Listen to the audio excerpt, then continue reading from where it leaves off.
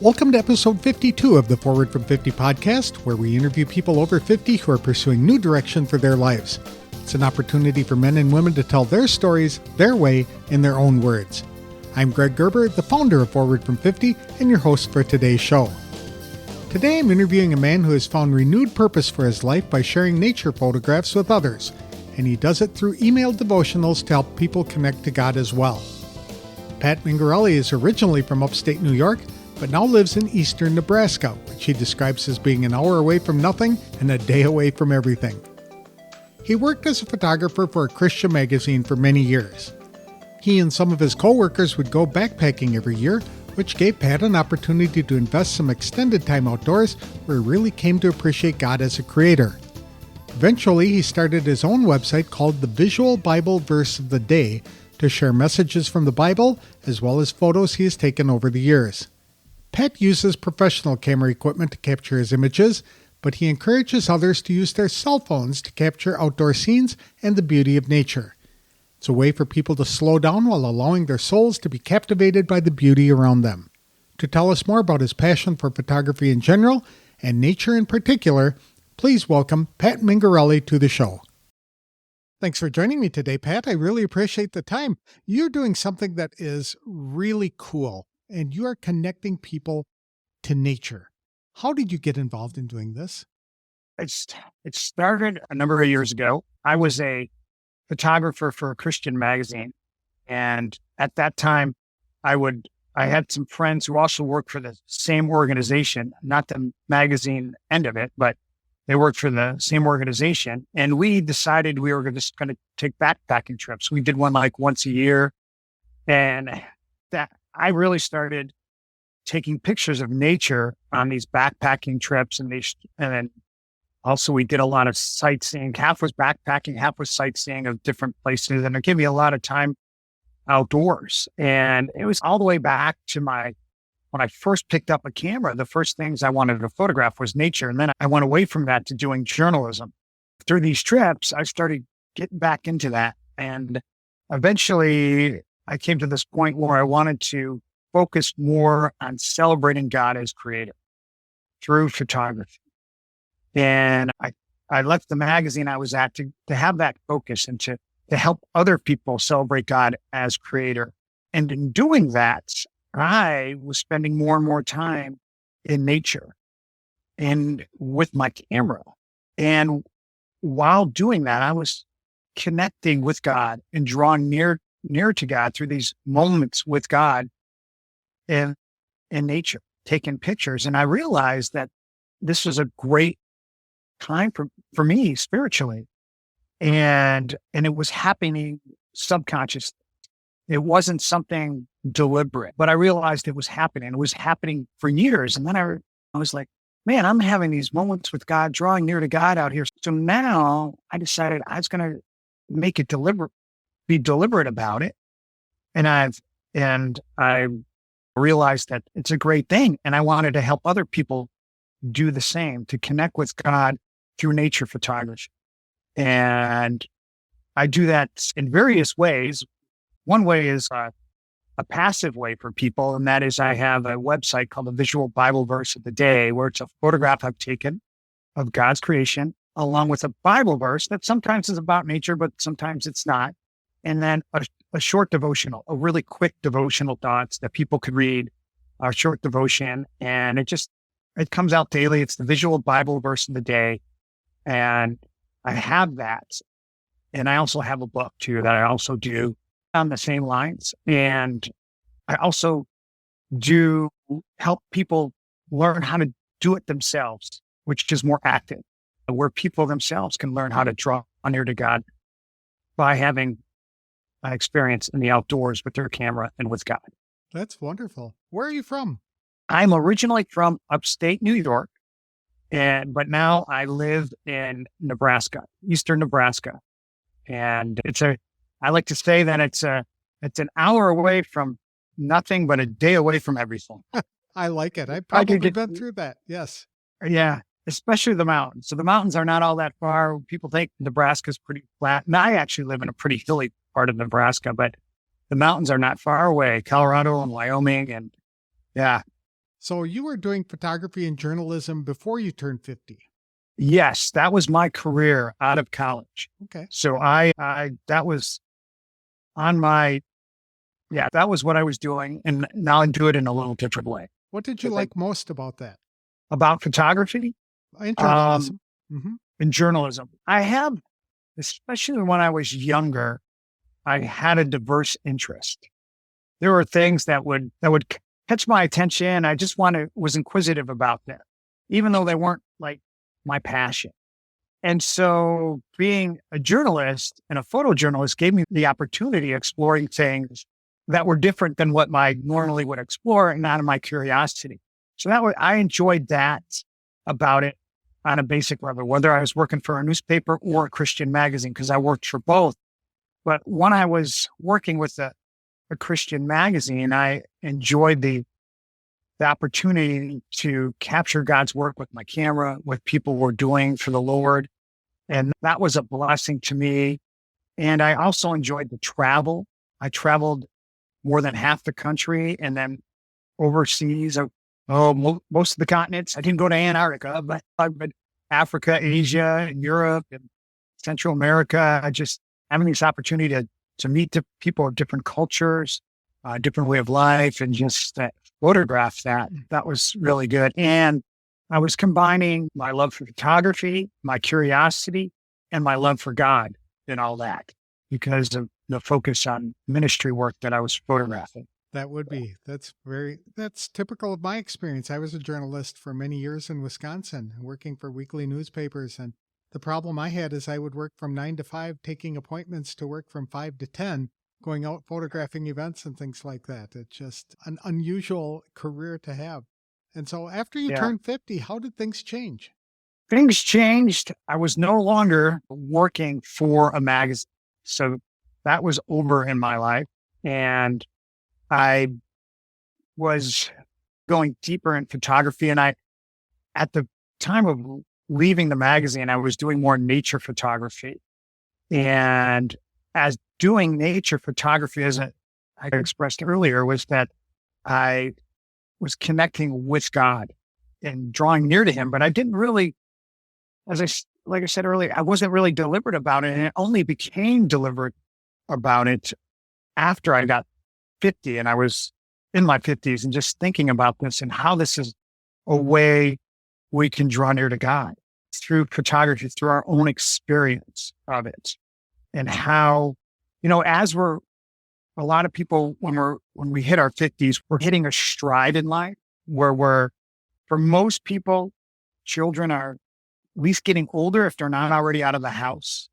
And most people get at the pinnacle of their job and they're making more money at their job, but they're not taking care of kids anymore. So for us at that time, there was a lot more freedom. And I know people could get out and take pictures and go out and connect with God. And I've realized this as myself and at this time of my life that nature is a place to slow down, to connect with God. And now I want to help people do what I experienced. I've been experiencing it for many years, but only now realizing that, hey, this is a real thing and other people can experience it too.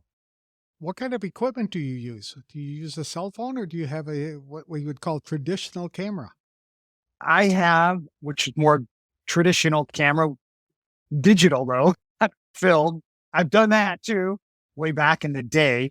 I've done that, but I use a more traditional SLR, DSLR. I haven't quite moved over into what's called the mirrorless realm of photography yet. I keep thinking my next camera is going to be that, but I don't wind up buying the next camera yet because the workhorse is still the workhorse. And I use that, but I am not ashamed to use my phone. Okay, that's good. And I do use my phone and I put it on. I have an iPhone Pro, and which I had an iPhone for years. And when they started coming out with those Pros, I thought that's probably what I need to get. And the Pro actually refers to the camera on the phone. And Apple has this thing called Apple Pro RAW.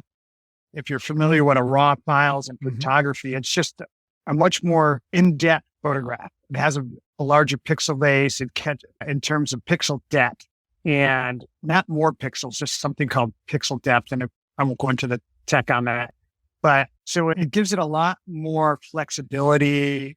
You're able to play with the photo more to bring out the details better. And so I use my phone on that. And my son he's in a scouting group called Trail Life USA. And it's a Christian scouting group, kind of came out about 10 years ago, just really picking up some pieces and making a God-focused boys group to camp out. And so this summer we went to the Boundary Waters in Minnesota, and I thought about bringing my high-end camera there. No, I'm just gonna go light. And I brought the phone. Now the photos, there are some where I'm like, the phone, but then other ones, it just really captured it. One, I'm using that Pro Raw that Apple has. And even that is not as good as what I can get out of my SLR, but I'm just going to bring that, and because I don't want to tip over in the canoe, because the Boundary Waters is all about canoeing. But I don't want to tip over a canoe and lose my stuff, or maybe keep it in a dry bag. But if I kept it in a dry bag, I wouldn't be able to take pictures when I'm out on the canoe. And I do use it in other times. And the mosquitoes in the Boundary Water have been known to carry away camera bags. They're big and bold, and you got to cover yourself with those things. What kind of SLR did you finally select, or do you use most often when taking your pictures? I use Canons. I've used Canon since I've left the magazine I was with. With the magazine we transitioned from film to digital, and when I left, I went straight to digital, and we always used Canons there. And so I kept with Canon cameras. I know I grew up on using Nikons as basically when I was in journalism school, and it seemed that most people fell into the Canon or the Nikon camp. Why did you select Canons? What did you like the best about them for people who might be interested in getting into this? Yeah. Back in the day, when I was in college, Nikon was the way to go. And the technology kept moving forward. They went into the autofocus realm. And Nikon just thought, we're going to keep our old lenses our old bodies. We're just going to make autofocus lenses. And then they also wanted to make it so their autofocus lenses worked on their manual bodies, and their manual lenses worked on their autofocus bodies. And Canon just threw out the whole thing and just said, no, we're going to go autofocus everything. And if you want to use Canons, you got to use new stuff. When they did that, their cameras work better. So there was a huge switch at that time from Nikon to Canon. And that was when I was just going to work for the magazine that I worked for, and they had all Canon equipment. So I started with the Canon equipment. And then when I was going to go digital, when I left the magazine, I really gave it a lot of thought about taking a look at what Nikon had, but it just seemed Canon had at that time just stuff that was more suitable for what I was doing in photography. And so I stayed with Canon all those years. And now there was a switch from Nikon and Canon to Sony, because Sony was the one who first really went to what's called the mirrorless cameras, which are just, there was this thing called an SLR, and the SLR had a little mirror inside the camera, which SLR was single lens reflex. And the reflex inside the camera was a mirror. And so that reflected light. So the camera could work the way you wanted it to without going into too much details, without having two lenses on it. And so now with the technology, like your phone doesn't have a mirror and a shutter in it. Sony started putting all this into cameras. So there's no more shutter. There's no more mirror. All that stuff is gone.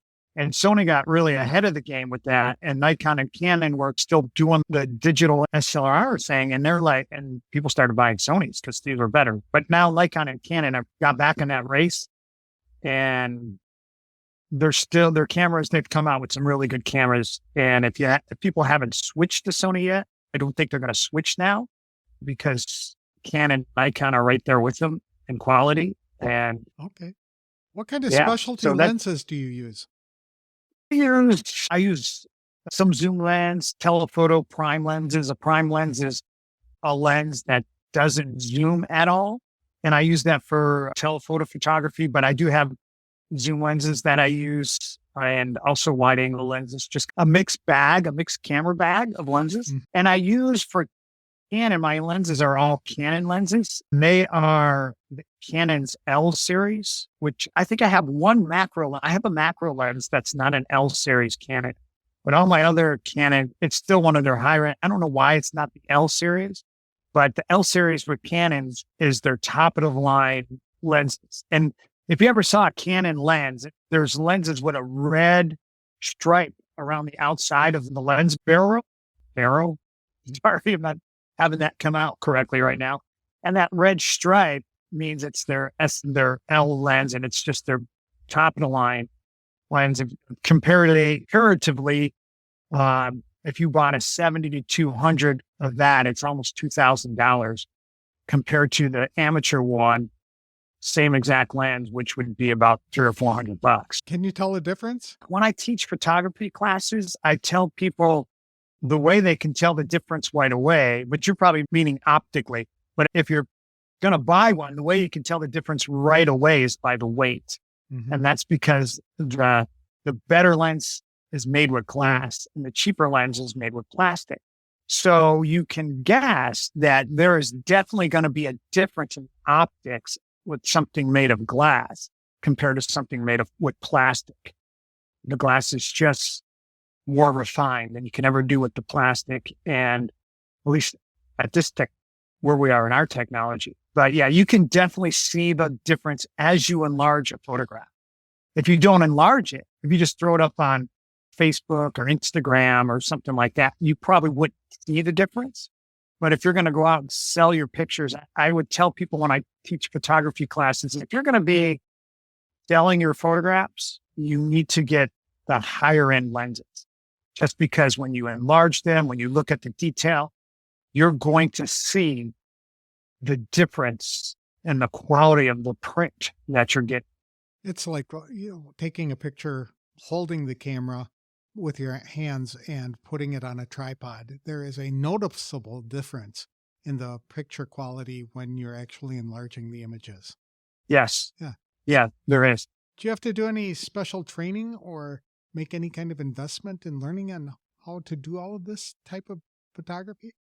I went to college for photography, so I did have special training. Yes. Yeah, so I had a degree in photojournalism, which not only taught me how to take pictures, but also taught me how to do journalism. So I did have special training in that.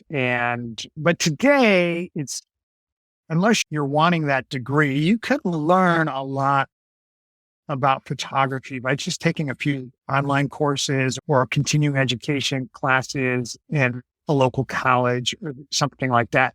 The benefit of going to taking a semester long class or 2 semesters classes is that you get a lot of opportunity to take pictures and then have somebody look at them and tell you what's right and what's wrong. And here's a lesson, go out and do it. Here's a lesson, go out and do it. Here's a lesson, go out and do it. Which a lot of times it takes them years to refine their photography skills. But if you took a class or 2, you can do it in a year, right, instead of years. That's a benefit of getting that kind of training. What kind of rewards have you received from pursuing this passion? The rewards of pursuing the passion. For me, doing that nature photography is a way to connect with God. And that's a reward that I get when I go out and just spend time with God and to connect with Him. There's in the fine piece, because life today is so stressful. There's so much noise. We mentioned the phone. The phone is a huge source of noise. The computer is a source of noise. The TV is a source of noise. All this is coming at us and we can go crazy with it. And but when I'm able to step outside and step away from the man-made world and the man-made noise and step into the God-made world, there's a huge reward for that. And it's a huge reward that anybody can experience, going out there and being intentional about meeting with God So that's a reward I get from what I do now. But in the past, the rewards were when I was with the magazine. Just knowing that I was serving God with that was a great reward. And also knowing that just getting all that cultural experience and that exposure that I got around the country and around the world, that was a huge reward, a huge benefit of doing this, doing photography. But today, especially just getting out and being intentional about it. Mm-hmm. As I mentioned earlier on, when I was in going out, I wasn't intentional. Although I was experiencing it, it became better when I became intentional about it. There's more fruit internally with that. Yeah. Is there a biblical basis to connect with God in nature? Yes, there is. And we can look at different areas of the Bible, and there's different passages about nature that the Bible references. But the best way to start is to look at Jesus. Yes. And when we look at him, we've got a couple stories in Jesus's life that a lot of people know about where he went away. And one is just his 40 days in the wilderness. He was alone with God. He got tempted at the end of that 40 days. And there's a preparation for that. And then another time we can look at is near the end of his life in the Garden of Gethsemane. Jesus got away to that quiet place in nature. And most of us know about those stories, but maybe have never thought about, connecting with his Father in the quiet of creation, in the quiet of nature. And we know those are there. But what we don't know, what most people don't know, that over a dozen times, the gospel writers reference Jesus getting away to the wilderness, getting away to a secluded place, a quiet place.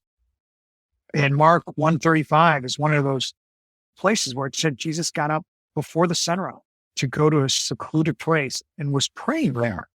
Luke 19 says that Jesus would often go away to the wilderness to pray. So he did it often. And so there's all these references in there. We have to think of, why was Jesus doing that? Why did he do that? And why did the gospel writers mention it? Because a lot of times they're packaged in between big stories. Mark chapter 6 is one of those. It references Jesus getting away several times, but he sends out the 70, he feeds the 5,000, he hears of John the Baptist's beheading, and then he walks on water. So I didn't quite say that in the right order, but those things are all in there. And between those stories, he's trying to get away. And then when he sends the disciples off after feeding the 5,000, it says he went to the mountain to pray. Mm-hmm. And the reason he had to feed the 5,000 is because the disciple, he took to his apostles and they went to a secluded place. It says a desolate place, if you read, and depending on the translation. And so they were in that place and the people found them. And that's why there wasn't any food, because they were like away. And that's why he had to feed them. And so the gospel show us Jesus getting away. And then even when we look at the Old Testament, we see like Moses encountering God in the wilderness, David, Jacob, Elijah, all these people were encountering God out there, because it's a place where we can be still. Especially today, we need to be still. But the Bible shows us when God speaks to that still small voice. Right. Because God could. Even without the religious implications of doing that, just a walk in the woods is an amazing way to restore impact and a sense of stability to your life. And it's once you get your mind clear, problems or solutions to the problems appear, and it's a wonderful experience. And I like that you're getting out into the nature doing that, but you're taking your camera too, so you'll never forget because we can use our camera as a visual journal of what happened with us. Because I know for myself, there's many times where I've had an encounter or a moment with God out in nature. And when I look at the pictures that I took in that time, it helps me recall that moment with God, that feeling, that connection, that depth that was there. That's an excellent point because they used to, like when they parted the Red Sea, they created a memorial so they would never forget what that was, that spot. Every time they passed it, they remembered it. So you're taking the picture after the experience and you're remembering, oh, yeah, that was quite the encounter. It's a wonderful Yes. way to remind yourself of. Yeah, it totally is. And I encourage people when I hold a seminar or webinar about drawing near to God in nature, I I use that word. It's a visual journal. Make your photography a visual journal of your experience with God, your encounter with God in the outdoors. What have you discovered through your nature photography that you like to pass on to other people? This whole idea about connecting with God and drawing near to Him, and how we can just use photography to draw us into a moment where we're looking at an aspect of God's creation, whether it's a flower or a sunrise or just a general landscape. And we can, we could think about God. We could ponder God because Romans 1 tells us about his attributes being revealed in nature.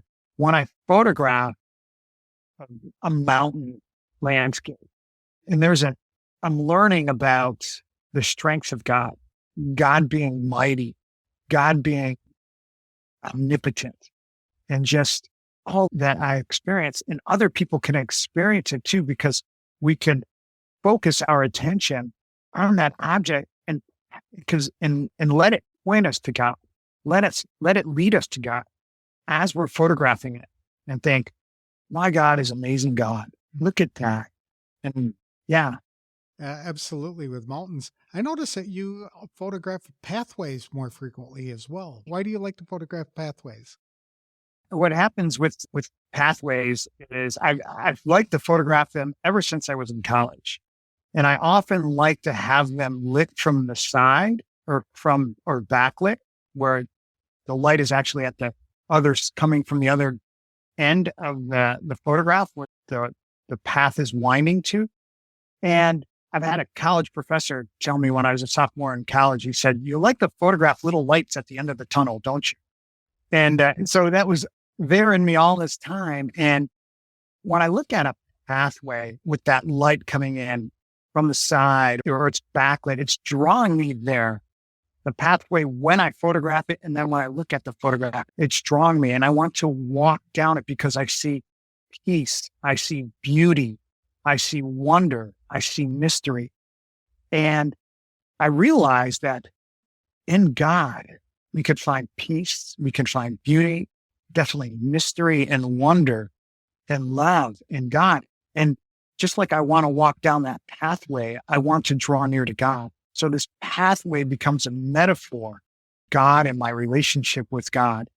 And I see that being the reason as why I'm so captivated by them, because there's that mystery, that wonder, that beauty, that peace. And that's what I want. But then that's in God. And we'll never fully experience those things here on earth.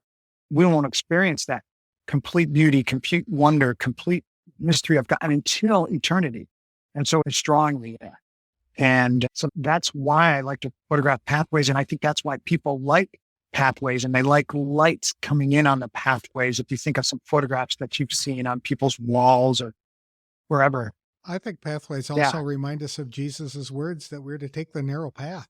We are so Yes. busy in our lives now, going 100 miles an hour all day, every day, like nonstop. And then you see a Uh-huh. beautiful photo of a pathway in a nice wilderness area or even in the desert, wherever it might be. And it's, yes, the narrow path to peace and Yeah. tranquility. And there's this great big wilderness and there's this path. And what happens if we go off that path? We get lost. But we have that narrow path and that's where the safety is. And that's where Mhm. that's another great way of thinking it. Yeah. That's No, terrific. one thing I like about nature photography is the wonder that comes with it, where you can take pictures of flowers. It's just amazing the detail that goes into the creation of a flower, as well as the big, Awesome. majestic landscapes and things like that. How does wonder help you connect with God? In the Bible, the word wonder or some other form of it, like wonderful or wondrous is used over 100 times. And that's any translation. Sure, they'll have be 105, 106, 100, whatever. But all the translations, all the major translations, it's over 100 times that word or a form of it is used. And I think, so God is giving us a message there about we're to wonder about him and to wonder about his word, wonder about his creation. And I think wonder is something we don't do enough. Kids wonder all the time and they learn by wondering, and we don't wonder enough. But when we wonder, we pursue. So when we wonder, so it's important with our relationship with God to have this wonder, because as we wonder, we pursue. And wonder with photography, I think photography can help us wonder all the more, because you were mentioning about looking at nature, but that photography can draw us in. Or as we're walking through the woods, we're walking through the forest. And I like to say we can wonder as we wander. And that when we wonder about we see that word photograph, and we start to begin to photograph and we look at the light and we think of the creator who created it and why did he create it? We can go deeper because of wonder. And there's a lot of distractions, as we have both mentioned. And a lot of those distractions keep us from wondering. But when we start to wonder about God, we can leave those busyness and distraction and start wondering more about God and the goodness of God. And if we're photographing a flower, you mentioned a flower, we're photographing that flower and wondering about how God made it. And then we can see the insects that are on it. And we wonder what draws them. We know they're after the pollen and the nectar and the color of that flower. The flower's color draws them, but who told them that the colorful flower means there's honey and there's nectar and pollen? I think I said honey there once, but pollen and nectar, which bees make honey with, but there's drawing there and that's what they want. But who told them that just because the color's there and it's attractive to them? But then why is it attractive to us? Why are we attracted to that flower? I don't need nectar. I don't need pollen, at least that I would eat myself. But we see beauty in it. And what does that beauty that we see in nature tell us about ourselves? And what does it tell us about God? When we're out there taking pictures, we can consider all these things. And photography just draws us in deeper. And we can leave the world behind as we do that and focus, to use a photography word, focus on what's in front of us and have that lead us to God. And wonder is all part of that process. And the more we wonder, the more we'll pursue, the more we go deeper, and the more we leave the distractions of this world as we wonder about what's in front of us. I like that very much. So how could somebody over 50 use nature photography not only to connect with God, but to get the motivation to pursue their own passions? As I've experienced and just people over 50, as we talked about a little bit before, getting that more time for most of us. But even if we don't have more time, you have a lot of listeners on this show who are just thinking about pursuing something different as they turn that corner and pass 50. And a lot of us pick up something and it begins to, if it's a passion, a lot of times it can pursue, we can begin to consume us and just our thoughts. In some ways that's a good thing. And in some ways it could be overwhelming. But if we take time to get away from that and maybe pursue something different, just in recreation, like photography, because it'll really help us when we step out in nature. And we can use our phone. A lot of people, about half the people I've been working with doing what I'm doing, they use the phone. They don't use a fancy camera. Maybe it's even more than half who are interested in what I speak about. And they use their phone. And in doing that, we can get away and let our conscious mind go and take pictures and relax and just find peace as we go to that moment. And then our subconscious mind, because it naturally does this, when our conscious mind gets diverted, the subconscious mind goes into action. Because a lot of times we hit these mental blocks. Well, getting out and doing photography can help our subconscious mind go into action. And then even when we're out doing that, we may get an idea that relates to the passion that we're pursuing. So it gives a good diversion from the passion, but then it helps us relax and then come back to whatever we want to pursue with more enthusiasm. It'll give us just time away, because just that time away makes us more creative, loosens up our thought process, and we can get some great ideas or just more stamina. It just gives us rest, and it'll give us more stamina to pursue what we want to pursue. Back in the day when you had to do all your photography by film, you would go out and you'd get 36 photos in a canister. So you were very particular about the pictures that you were taking. And with digital, it's off the rails. You can take 70 photos of the same shot just because. Yep, exactly. Set up your camera to do that. How do you keep track of your best images, or do you take steps to display them in some ways? That's a great question. And what I do, to be more on the technical side of it, is I go out and I take pictures, and then I bring them back and I look at them and try to do it, not let too much time pass from the time I've taken them, but I go through and I'll label each photo, or with the photo software that I use. I could rank it, I could label it, and I can delete it.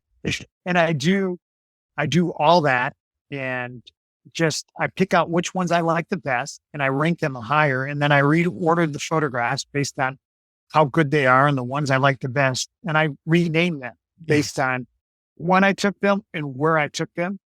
And then I rename one, and then I give them a file number. And then with the folder that I put them in, I put a label on it saying the general context. I know where it is, but if I was in X place and I photographed deer, just because I was at that place, when I look at them, doesn't know I photographed deer. So I'll put that in the folder. Okay. Just to keep track of it. And so I would recommend to anybody, as soon as you can, develop some sort of filing system. Make it personal to yourself. And I learned that in journalism. When I worked for the magazine, we had a filing system. So when I left that magazine, I came up with a filing system that was based on when and where more than anything else. But some people, you could even add the what right into the filing system. Mm-hmm. But some people do. I don't, but I do label the folder when I'm done, so I can find it. If I was at this place, when did I take a picture of those male deer, those bucks fighting? So it would be on there. I can look at it.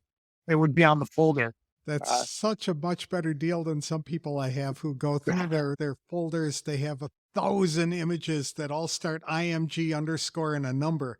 And so, how would you ever find that one photo that you remember taking 2 or 3 years ago? So do you print out some of your best photos and display them on your wall, or do you have one of these fancy digital frames that make it easy to display them now? A digital frame would be a great thing to get, maybe put in my living room, but I haven't done it yet. But my kids go to a Christian school, so my photos are hanging on the wall there. I at one time sold them in a gallery. I do have some that are available stock through a stock agency, and I also have some on my wall. But the biggest way, most common way I do it is at my website. People could come to my website and and go to the visual Bible verse of the day and see that daily photo that I've taken. And that's the most common ways that people get eyes on them. And of course I have my book, which is called Drawing Near, Meeting God in His Creation. And that's got my photography in it as well. Okay. Yeah. What's the story behind your book? What caused you to put that together? I've been in this, focusing on God's creation for quite some time. And I had a lot of people in the creation and creation ministries who I associated with, and they're all about science. And that's great, but I don't think the common person the average everyday Christian connects with God through science. Now, people who love science do, and that's awesome. A great way but most people, when they see nature and they're going to connect with God that way, they're going to connect through their heart. They're going to connect that way. And that's how me as an artist, as a photographer, I love the science stuff and I see it and it's great. But the common way for me to connect with God is through my heart, in nature. It's just That's what's going on. And so I was like, someone's got to do something, say something more about that.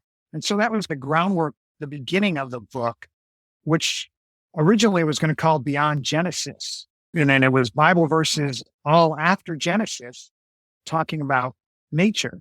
And from there, I decided it seemed like it should go more in a direction of what would people want, because it's not what I want to produce. It's about what people want, and people like devotionals. So I took some of my favorite devotions, short little devotions that were on my website, and I expanded them and went more in depth to help people who are distracted in life by whatever that's going on, and to give them a quiet place through nature and Bible verses about nature and then devotional thoughts to lead them away from the distractions to connect with God.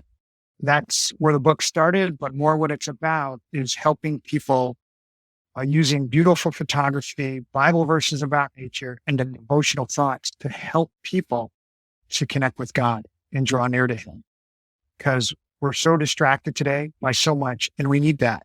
And then and also for people who love the outdoors to get a devotion that I went out of the way to really make it biblically sound in the context of the verses and to explain that to people, yet to bring it home to the heart. So it's there's a little theology in them, and then it just brings it back to the heart. And I've had so many people come up to me and just say, I love your book. It's beautiful. And I've had people come up and said, it's a devotional, but I couldn't put it down. And I read through it all. More than one person has said that to me. I read through it, right straight through it. And now I'm going through it day by day. Fun. Yeah. Yeah. Do you help people if they wanted to get started in this hobby? Do you help them select equipment or figure out a way to make their photos better? I definitely help people figure out how to make their photos better. And I've done it through online. I've been teaching photography for years minus the spiritual aspect. I taught at a couple local community colleges, even taught classes at our local zoo. So I've been teaching photography, the nuts and bolts of it for quite some time. And so I've been doing that, but now I'm putting a spiritual aspect into it. So I've done webinars online where I've taught the spiritual and bring in the technical aspects of it too, just to help people learn how to connect with God and take better pictures at the same time. I'm also working on doing like a little online mini course that people could take at their own time, and I'm also working on putting retreats together that people could actually come and get me live and in person. Excellent. So, but step by step, we can put things together. What was your next question? Do you have any regrets or anything you'd do differently if you had to start over in pursuing this adventure? I would have probably refocused my attention to what I'm doing now. It took me to get over 50 before I realized this is probably something other people could really connect with. So I probably would have, because I was connecting with God earlier on and not really focusing on that aspect of it, I would have maybe began to make that more intentional back in the day instead of just spontaneous and doing that. And yeah, so that would have been one thing I would have liked to have done different, been more intentional and bringing it to others quicker, sooner than I have. Because if I'm doing it others and it's blessing me, then it's going to bless others. So I would have loved to have been able to get this message out sooner to people so they can experience it, connect with God and draw near to God. Yeah. Do you have any advice for people over 50 to help them identify or pursue their passions? Yeah. Helping them I think if there's something in your heart that God has given you, go for it. See where He leads you. Pray about it. See where He leads you. And because He's created us all unique and given us special gifts and special talents. And for somebody, it's going to be completely different than mine. Probably most people, it's going to be completely different than mine. And your life experiences, what have those been? How those pointed you and made you who you are? And so if God has created you or given you a special message, and go for it. Maybe it's not something you'll ever do full time, but as you get closer to retirement, maybe it'd be something you'll pick up and do. And I know a lot of people depending on what their occupation has been, have already retired by the time they're 53, 54. Military, policemen, firemen, a lot of them retire before they're in their 50s or in their mid 50s. And yeah, you can pursue that passion, see what God's placed in your heart. And if it's not necessarily something that's economically viable, you can still pursue it. I would, in a way that blesses you or blesses others. Don't wait if you got a way, you've got something in you that will bless others. Don't wait for permission to go out and bless others with it, whatever it is. I agree with that. Yeah. How can people connect with you if they'd like to learn more about you or to ask you a question? They can go to my website, which is visualverse.thecreationspeaks.com, visualverse.thecreationspeaks.com. And on there, they'll see my book. There's contact forms on there. And also my email is pat@thecreationspeaks.com, just pat@thecreationspeaks.com. They can email me through that. And I also, on my website, there's links about drawing near to God through photography. You just go on there.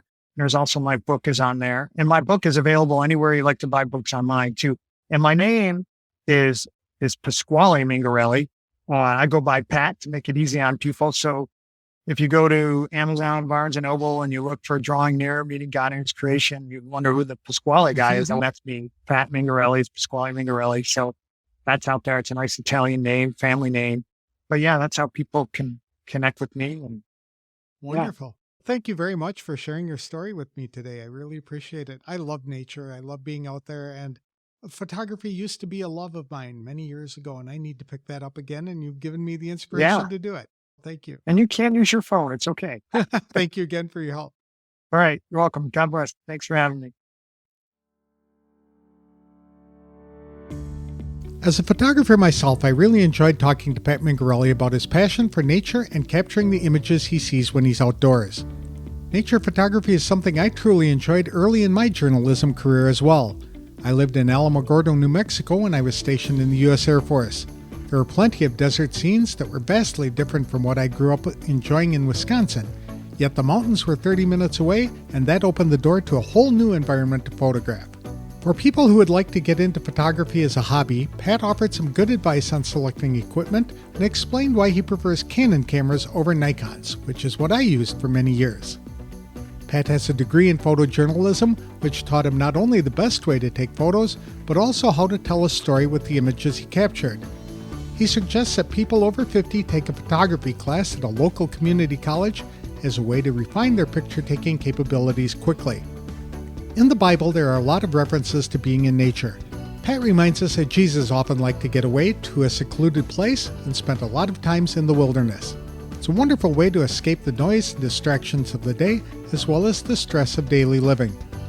Pat is particularly enamored with taking pictures of pathways.